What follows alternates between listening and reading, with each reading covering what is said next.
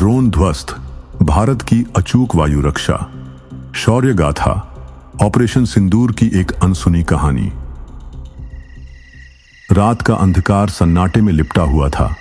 ठंडी हवा सीमाओं के आर पार बह रही थी, लेकिन देश की सीमाओं पर खामोशी का मतलब कभी चैन नहीं होता, बल्कि वह एक तूफान के आने से पहले की चेतावनी होती है।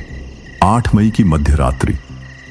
शहरों की रोशनी धीमी हो चुकी थी, गाड़ियां सड़कों से हट चुकी थीं, गांवों में दियों की लौ मंद पड़ चुकी थी और परिवार गहरी नींद में थे। लेकिन उत्तर में सियाचिन की सफेद बर्फीली चट्टानों पर तैनात जवानों की नींद नहीं टूटी थी, क्योंकि वे सोए ही नहीं थे। राजस्थान की तपती धरती पर लगे रडार अब अपनी हलचल महसूस करने लगे थे।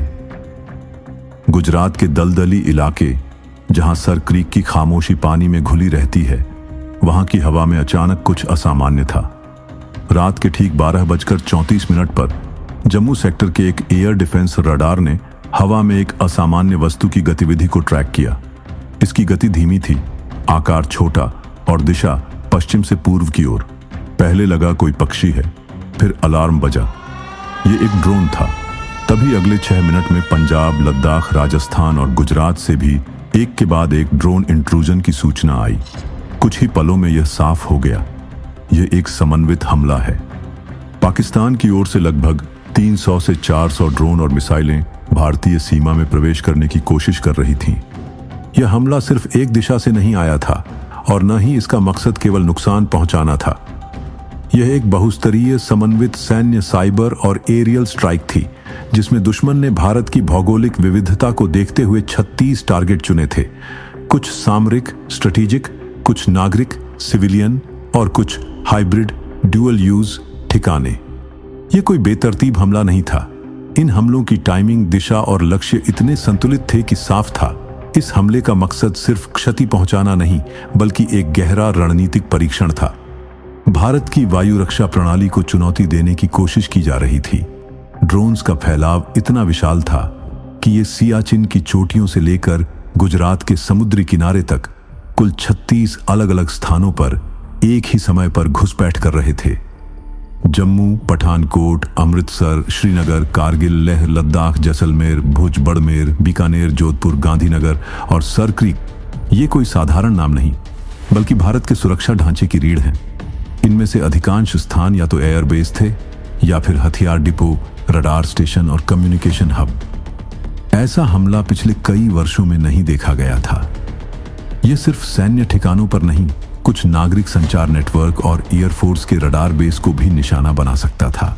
दुश्मन की योजना साफ थी, उत्तर से लेकर पश्चिम और दक्षिण पश्चिम तक भारत की सीमाओं को एक साथ घेरकर उसे चौंका देना। हमले की रीढ़ थे लगभग 400 ड्रोन और मिसाइलें, जिनमें से ज्यादातर थे अत्याधुनिक और घातक। कुछ ड्रोन थे तुर्की निर्मित एसिस गार्ड सॉन्गर सीरीज के। ये ड्रोन सिर्फ नजर रखने वाले यंत्र नहीं थे, बल्कि अपने आप बम गिरा सकते थे। इनके पास जीपीएस और ग्लोनास नेविगेशन सिस्टम था, नाइट विजन और इंफ्रारेड कैमरों से लैस थे और लाइव वीडियो फीड सीधे पाकिस्तानी कमांड सेंटर को भेज रहे थे। कुछ ड्रोन भेजे गए थे सिर्फ जासूसी के लिए, इलेक्ट्रॉनिक खुफिया मिशन, SIGINT और LINT।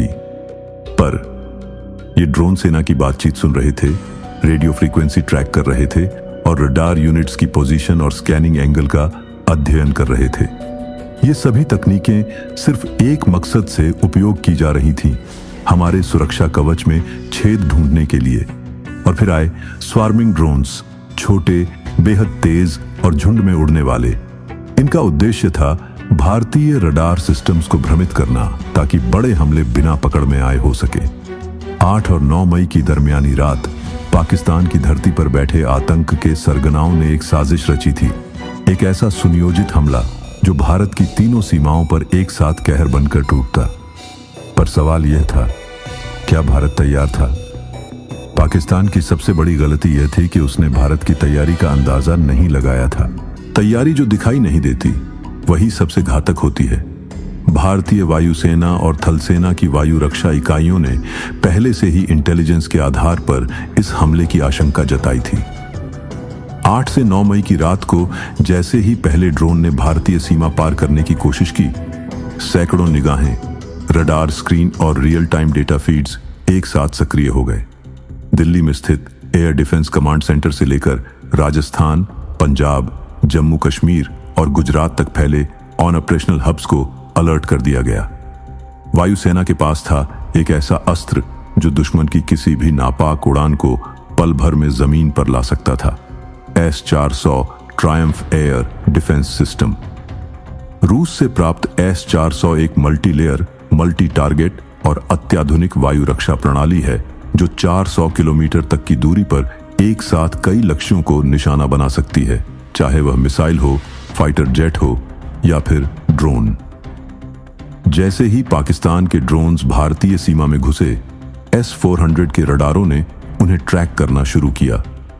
फिर एक के बाद एक मिसाइलें दागी गईं और हर दिशा से आने वाले ड्रोन्स को आसमान में ही ध्वस्त कर दिया गया।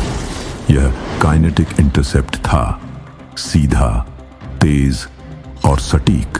जम्मू और पंजाब सेक्टर चुपचाप जागे पहरेदार जम्मू और पंजाब के मोर्चे पर दुश्मन का सबसे बड़ा भरोसा था। पठानकोट और अंबाला जैसे रणनीतिक एयरबेस को पहली प्राथमिकता दी गई थी, लेकिन उन्हें क्या पता था कि ये ठिकाने पहले से S-400 ट्रायम्फ सिस्टम, एस्पाइडी और आकाश मिसाइल डिफेंस यूनिट्स से लैस होकर हाई अलर्ट मोड में थे। जैसे ही पहला ड्रोन LOC पार करता, भारतीय रडार्स उसे ट्रैक कर लेते और फिर या तो एंटी ड्रोन गन काम करती या फिर एक सटीक मिसाइल उसे हवा में ही राख कर देती।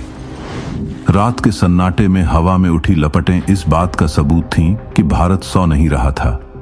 गुजरात और सर क्रीक सेक्टर, समुद्र की चुप्पी में बसी सतर्कता, गुजरात के दलदली और समुद्री इलाकों, खासकर सर क्रीक जैसी जगहों पर पाकिस्तान को उम्मीद थी कि ड्रोन रडार की पकड़ से बच निकलेंगे। लेकिन उन्हें अंदाजा नहीं था कि भारतीय नौसेना की कोस्टल डिफेंस यूनिट्स पहले ही सक्रिय थीं।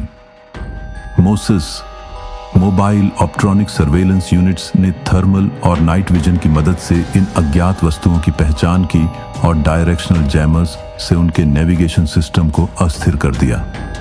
नतीजा, कई ड्रोन लक्ष्य तक पहुंचने से पहले ही रास्ता भटककर अरब सागर की लहरों में समा गए। लेह और लद्दाख, हिमालय की चोटी पर भी पैनी निगाहें। पहाड़ी और दुर्गम इलाकों में ड्रोन उड़ाना आसान नहीं होता, लेकिन पाकिस्तान ने वहां भी हाथ आजमाया। उन्होंने हाई एल्टीट्यूड सर्विलांस ड्रोन भेजे, जिनका मकसद था भारतीय सेना की फॉरवर्ड पोजीशंस की जासूसी करना। लेकिन लेह और लद्दाख में तैनात भारतीय सिग्नल इंटेलिजेंस यूनिट्स पहले से चौकन्नी थीं। जैसे ही कोई संदिग्ध सिग्नल लॉकेट होता, भारतीय MiG-29 और Su-30 MKI स्क्वाड्रन तुरंत हवा में पहुंच जाते। कई ड्रोन को हवा में ही इंटरसेप्ट कर गिरा दिया गया और कुछ को इलेक्ट्रॉनिक जैमिंग से निष्क्रिय कर दिया गया। इस पूरे ऑपरेशन की खूबी यह थी कि भारत ने सिर्फ मिसाइलों से ही नहीं, बल्कि नॉन काइनेटिक वॉरफेयर तकनीकों से भी दुश्मन को करारा जवाब दिया।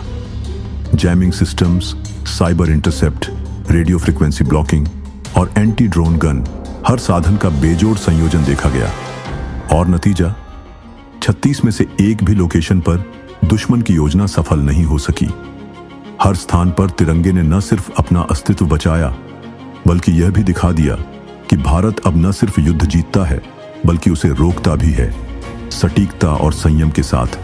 यह लड़ाई केवल मिसाइलों और गोलियों की नहीं थी, यह एक ऐसी जंग थी जिसमें परंपरागत हथियारों से अधिक ताकत नॉन काइनेटिक वॉरफेयर के अदृश्य आयुधों में थी। भारत ने दिखा दिया कि आधुनिक युद्ध सिर्फ धमाकों से नहीं, तकनीक की चुपचाप मार से भी लड़ा और जीता जा सकता है। जब पाकिस्तान की ओर से ड्रोन झुंडों में उड़ान भर रहे थे, भारत पहले से तैयार था। सीमाओं पर खड़े भारतीय जैमिंग ट्रक्स और DRDO द्वारा बनाए गए स्वदेशी RF जामर्स ने सैकड़ों ड्रोन को टेक ऑफ के तुरंत बाद ही दिशाहीन कर दिया। ये ड्रोन, जिन्हें सटीक दिशा में उड़ना था, हवा में ही चकरा गए और कुछ तो वहीं धराशायी हो गए। लेकिन भारत यहीं नहीं रुका। कुछ विशेष क्षेत्रों में हाई पावर माइक्रोवेव गन का प्रयोग किया गया। जैसे ही कुछ दुश्मन ड्रोन सीमाओं की ओर बढ़े, इन अदृश्य तरंगों की चपेट में आकर वे हवा में ही पिघलने लगे, जैसे कोई अदृश्य अग्नि उन्हें निगल रही हो। पंजाब सेक्टर में जहां दुश्मन की गतिविधियां अधिक थीं, वहां BSF ने एक अनोखा हथियार तैनात किया, नेट गन सिस्टम। ये खास तकनीक छोटे, तेजी से उड़ते ड्रोन को एक झटके में जाल में फंसा देती है।